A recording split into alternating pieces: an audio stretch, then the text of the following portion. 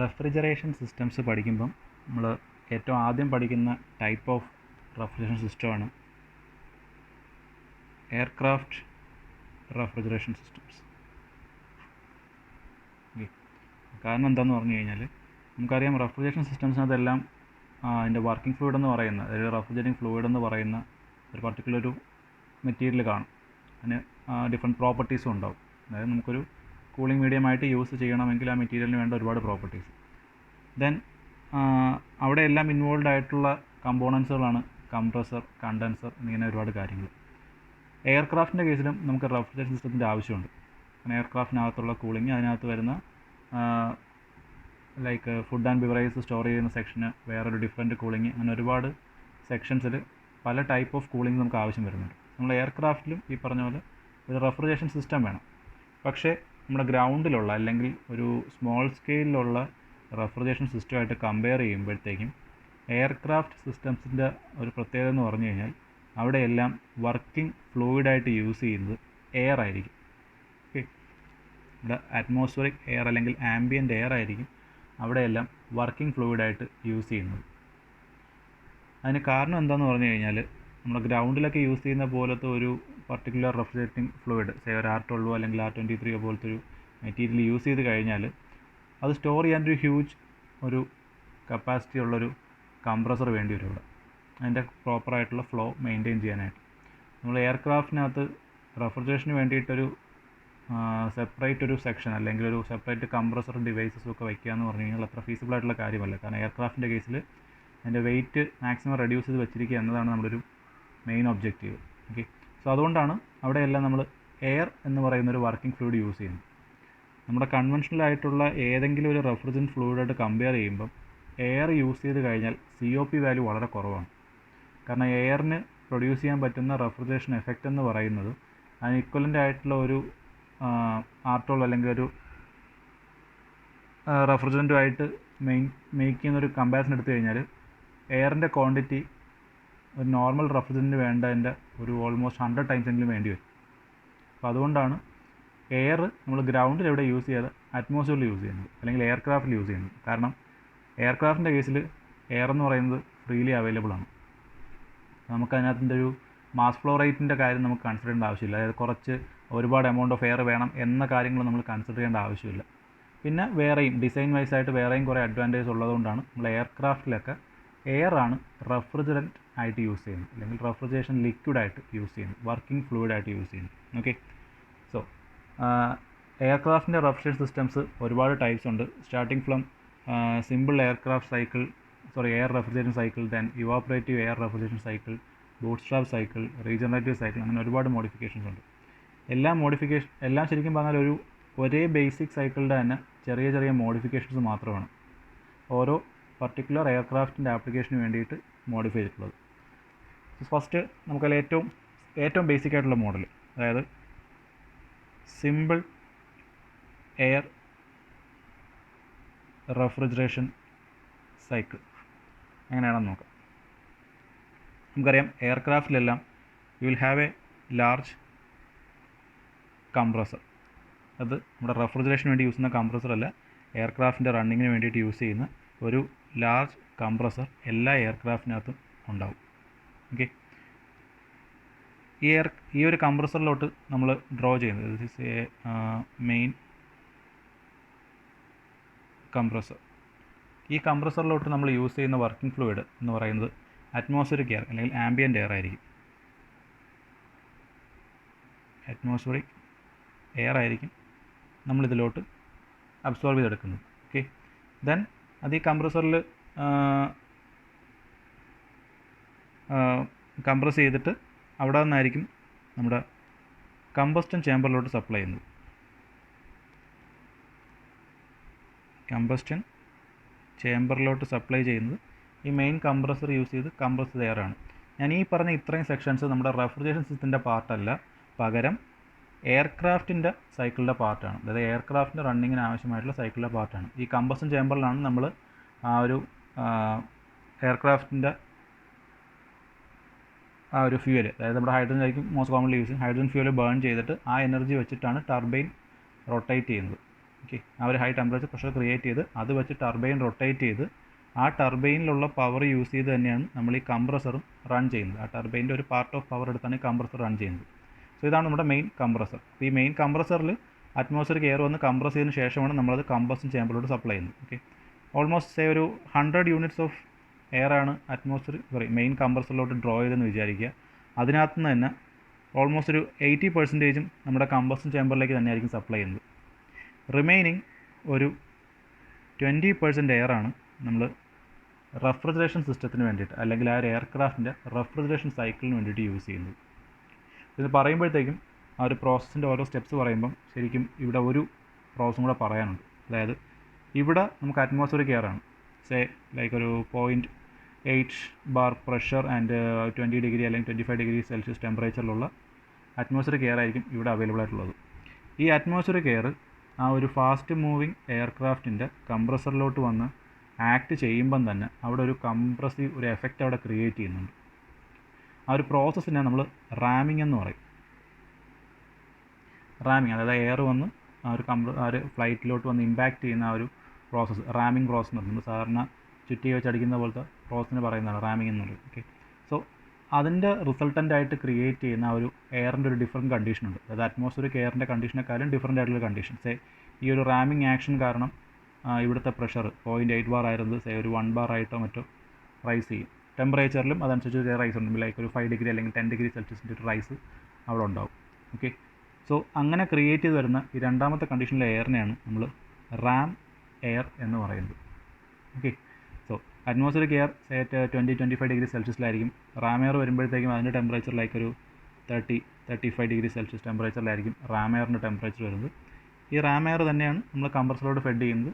അവിടെ നിന്ന് അത് കംപ്രസ് ചെയ്ത് ഔട്ട് വരുന്ന എയർ വരുമ്പോഴത്തേക്കും temperature be like 90 degree Celsius എന്നൊരു ടെമ്പറേച്ചർ ആയിരിക്കും. പ്രഷർ എന്ന് പറയുന്നത് ഒരു 3 to 5 ബാർ പ്രഷറിലായിരിക്കും മെയിൻ കംപ്രസറിൽ നിന്ന് ഔട്ട് വരുന്ന എയറിൻ്റെ conditions.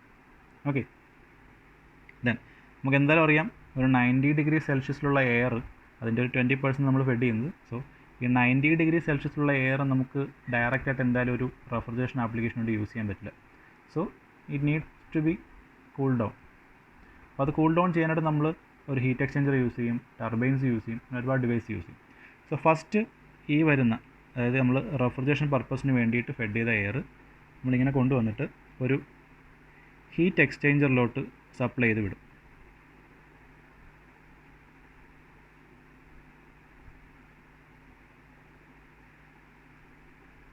Okay, supply to a heat exchanger.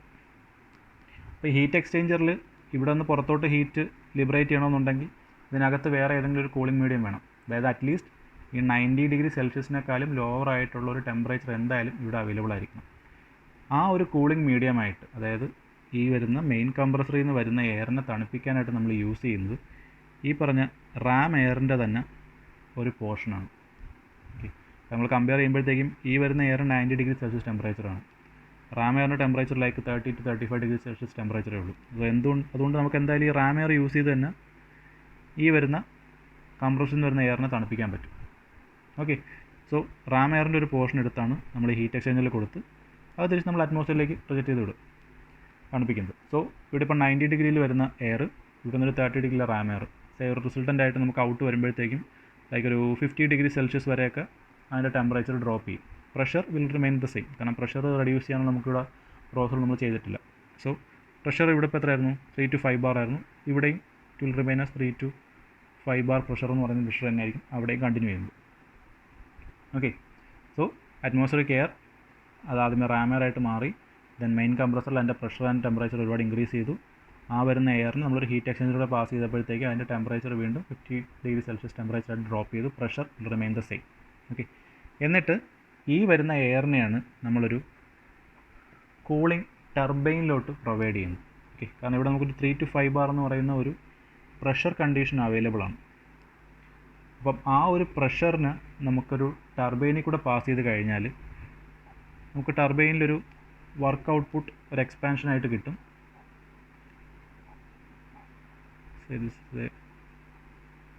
Turbine.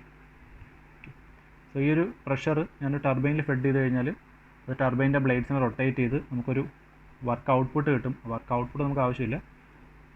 അതുപോലെ തന്നെ എക്സ്പാൻഷൻ കഴിയുമ്പോഴത്തേക്കും ഇവിടുത്തെ ടെമ്പറേച്ചർ വാല്യൂ ഡ്രോപ്പ് ചെയ്ത് വരും.